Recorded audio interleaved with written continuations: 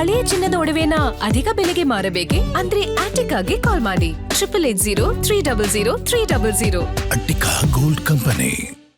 ಇನ್ನು ಮಹಾರಾಷ್ಟ್ರದಲ್ಲಿ ಆಗ್ತಾ ಇರುವಂತಹ ಮಳೆಯಿಂದಾಗಿ ಕೃಷ್ಣಾ ಭಾಗದಲ್ಲಿ ಕೂಡ ಈಗ ಮಳೆ ನೀರಿನ ಪ್ರಮಾಣ ಹೆಚ್ಚಾಗ್ತಾ ಇದೆ. ಈ ಕಾರಣ ನೋಡಿ KRS ಈಗ ಬಣಬಣ ಅಂತ ಇತ್ತು. ಮಹಾರಾಷ್ಟ್ರದಲ್ಲಿ ಮಳೆ ಆಗ್ತಾ ಇರೋದ್ರಿಂದ KRSಗೆ ಈಗ ಸ್ವಲ್ಪ ನೀರಿನ ಪ್ರಮಾಣ ಹರಿದು ಬರ್ತಾ ಇದೆ, ನೀರೀಗ ಕಂಡು ಬರ್ತಾ ಇದೆ. ಹಾಗಾದ್ರೆ ಏನು ಬರಗಾಲನ ಅನ್ನುವಂತ ಪರಿಸ್ಥಿತಿ ಇತ್ತಲ್ಲ, ಈಗೊಂಚೂರು ಜನರಿಗೆ ಜೀವ ಬಂದಂತಾಯ್ತು. ರಾಜಾಪುರ ಬ್ಯಾರೇಜ್ನಿಂದ ಮತ್ತಷ್ಟು ಹೆಚ್ಚಿದಂತ ಹೊರಹರಿವು ಬಾಗಲಕೋಟೆ ಜಿಲ್ಲೆಯ ರೈತರಲ್ಲಿ ಈಗ ಸಂತಸ ಮನೆ ಮಾಡಿದೆ.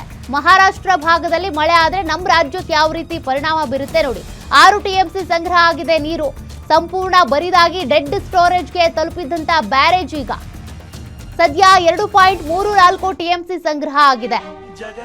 ಮತ್ತೆ ಈಗ ಕೃಷ್ಣಾ ನದಿ ಮೈದುಂಬಿ ಹರಿಯುವಂತೆ ಆಗ್ತಾ ಇದೆ. ಕಾರಣ ಮಹಾರಾಷ್ಟ್ರದಲ್ಲಿ ನಿರಂತರವಾಗಿ ಮಳೆ ಆಗ್ತಾ ಇದೆ. ಮಹಾರಾಷ್ಟ್ರ ಭಾಗದಲ್ಲಿ ಮಳೆ ಆದರೆ ಬೆಳಗಾವಿ ಇರಬಹುದು, ಚಿಕ್ಕೋಡಿ ಇರಬಹುದು, ಬಾಗಲಕೋಟೆ ಸೇರಿದಂತೆ ಅನೇಕ ಭಾಗಗಳಲ್ಲಿ ನೀರಿನ ತೊಂದರೆ ಇರೋದಿಲ್ಲ.